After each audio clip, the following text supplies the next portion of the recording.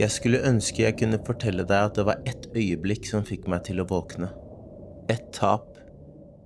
En samtale. Et vendepunkt. Men sannheten er at livet mitt raste ikke sammen på en dag. Det skjedde litt etter litt. En løgn av gangen. Et tap av gangen. En person av gangen. Dette er første gang jeg skal fortelle om hva som skjedde. For når folk ser meg i dag, så ser de vektnedgangen. De ser trening. De ser TikTok. De ser en mann som har kontroll. Men det de ikke ser, er en mann som satt der alene og lurte på om livet var verdt å leve. Det er vanskelig å forklare avhengighet til noen som aldri har kjent den. Fordi det handler ikke om penger. Ikke egentlig.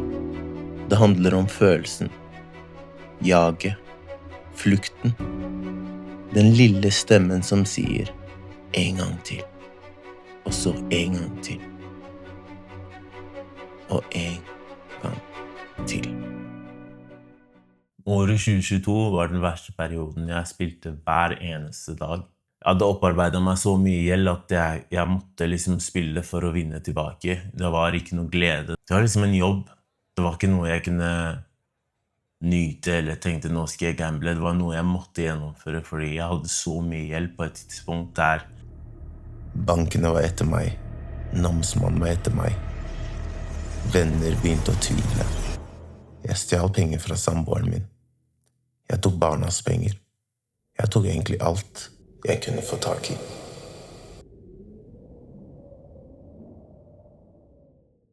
Ja, jeg må komme meg ut. Jeg må vinne den store summen for å slippe de vonde følelsene. Og slippe stresset og tankene og... Så det var bare liksom overalt i bilen. Det var på jobb, det var når jeg var med barna, familien, venner. Jeg bare satt i et hjørne og liksom late som jeg loka på telefonen, men jeg satt og gambla liksom. Det verste var ikke tapene. Det verste var personen jeg ble. Løgnene, unnskyldningene, hemmelighetene.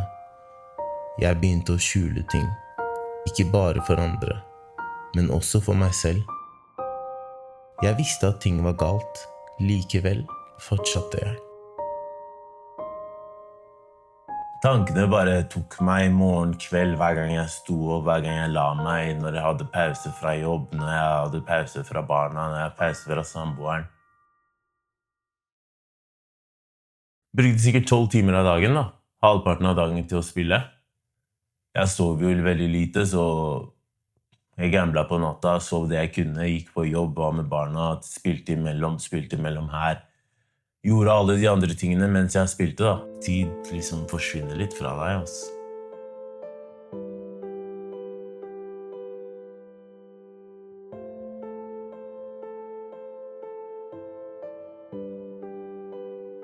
Jeg hadde liksom ikke noe ekstra energi, jeg trente ikke, jeg gikk ikke tur, jeg var ikke med venner. Alt var liksom livet og spill. Det jeg måtte gjøre, gå på jobb, være med familien så lite som jeg var. Og så resten var spill. Så all energien min gikk dit. Jeg føler at jeg ikke husker mye av den tiden jeg var med familien eller på jobb, fordi det var bare liksom et hjemmested for å kunne spille senere. Så jeg jobbet litt ekstra, jeg hadde mye hjemme for at jeg kunne sitte i bilen og spille, eller sitte på en eller annen Circle K i bilen min og bare spinne hjulet til jeg ventet på den jackpoten som aldri kom.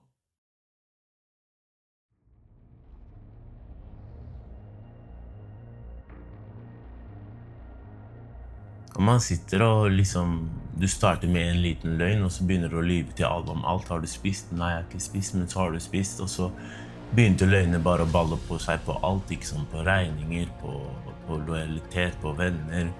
På en måte du ble en vandrende løgn da, og du begynte å liksom, skjønte ikke hva som var sannheten og hva som var løgn, fordi alt var jo en hemmelighet når jeg skulle spille.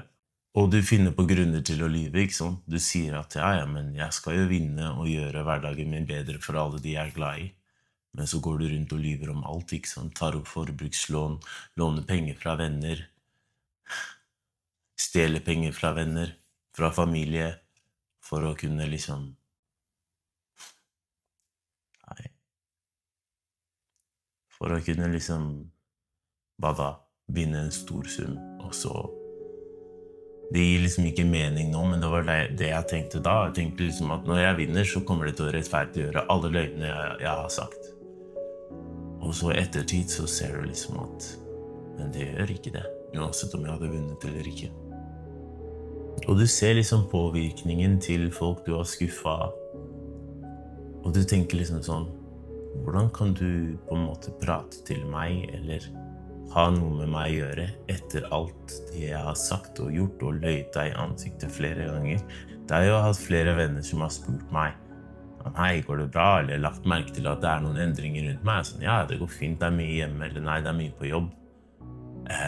Og så maler du et bilde av folk som står deg nær, og du tenker ikke på at du gjør det, fordi alt du tenker på er at du skal spille og vinne. Men hvordan du påvirker folka rundt deg, de som er nær deg, er på en måte ikke en prioritet. Du vet at du gjør det. Jeg skal ikke sitte her og si at jeg ikke har gjort det, eller jeg ikke har tenkt på det.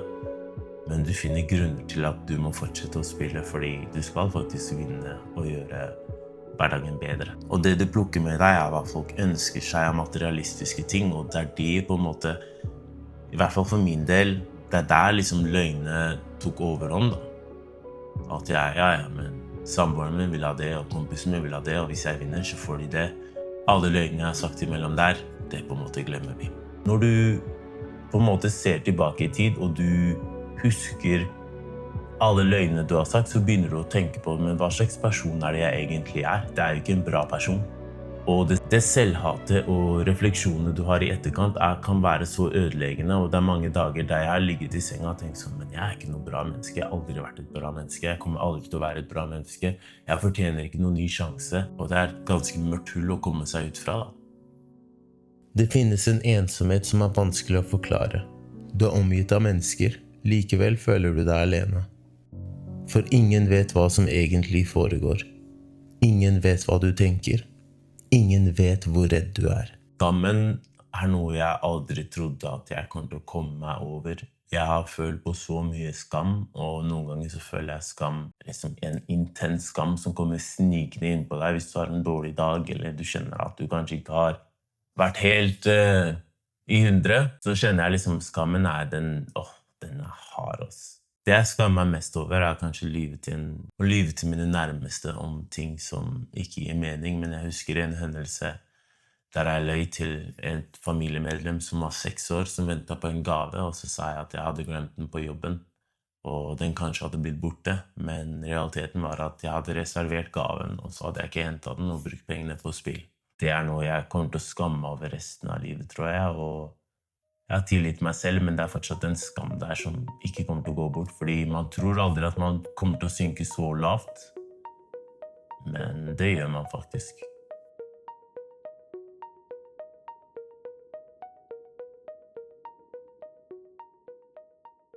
Jeg skulle ønske jeg kunne gjøre ting annerledes. Jeg skulle ønske jeg kunne gå tilbake og endre på løgnene mine.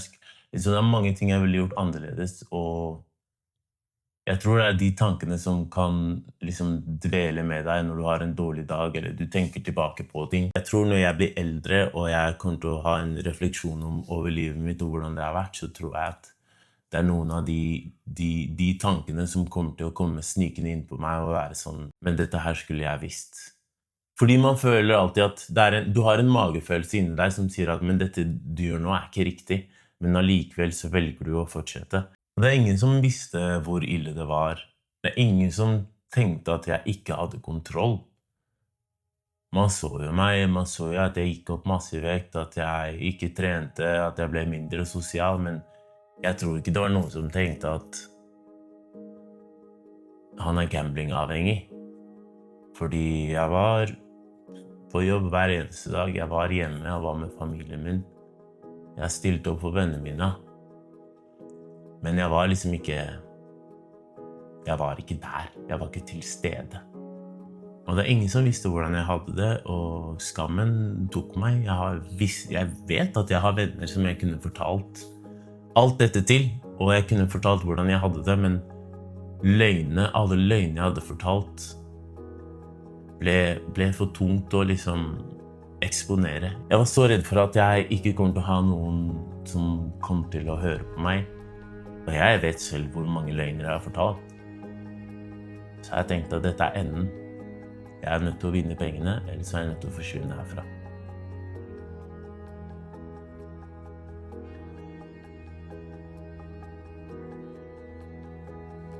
Jeg skulle ønske jeg kunne si det var et øyeblikk, en katastrofe, en hendelse. Sannheten er at jeg ble sliten. Sliten av å lyve, sliten av å være redd. Sliten av å se meg selv i speilet. Og en dag forstod jeg noe. Hvis jeg fortsatte slik, kom jeg til å miste meg selv helt. Det var første gangen jeg virkelig ble redd. Ikke for pengene, men for livet mitt.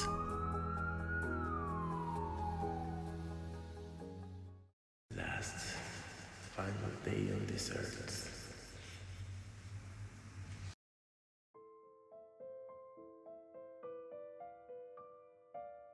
Og den ene hendelsen som forklarer alt var, jeg snakket med en kompis av meg som ringte meg og sa, Bright, jeg lurer på om det går bra med deg.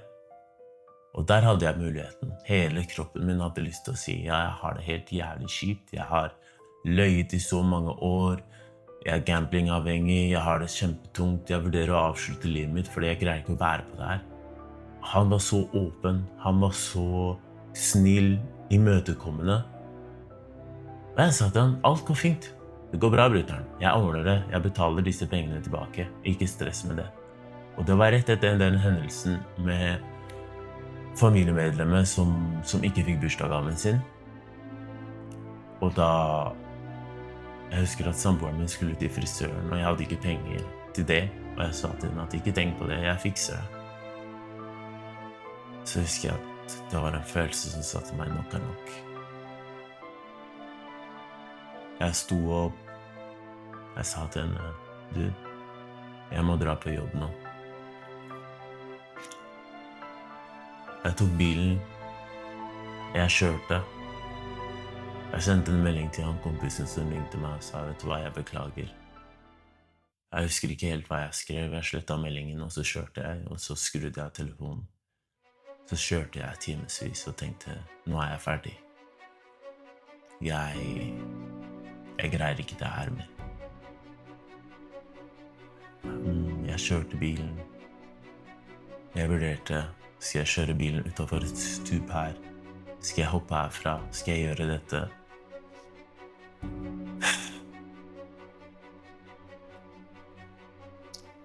Kroppen min stivna. All skammen kom. Stresset kom, angsten kom. Og jeg bare kjørte bilen videre. Timene gikk. Redselen begynte å komme. Jeg landet på en eller annen parkeringsplass. Skrudde på telefonen min i håp om at kanskje noen savner meg. Jeg ser mange meldinger. Mange har ringt meg. Mange har sendt meg melding som er bekymret for meg. Jeg vet ikke hva tid jeg er. Jeg vet ikke hvor jeg er. Jeg vet bare at dette her orker jeg ikke mer. Det er nå eller aldri. Jeg skrur av telefonen igjen. Jeg kjører. Tiden går. Jeg begynner å bli redd. Jeg parkerer et sted, og jeg er helt kaputt. Jeg husker bare at jeg sitter her og tenker sånn, nå er livet mitt ferdig. Jeg våkner av at ambulansen banker på ruta mi og sier, du, det er mange som er bekymret for deg. Trenger du hjelp? Og jeg husker at jeg våkna, og jeg så han midt i øynene, litt sånn borte, og så sa jeg ja. Og når jeg sa det, så kjente jeg på lettelsen. Jeg følte meg fri. Jeg følte liksom at hadde jeg ikke sagt ja der, så hadde jeg ikke vært her i dag.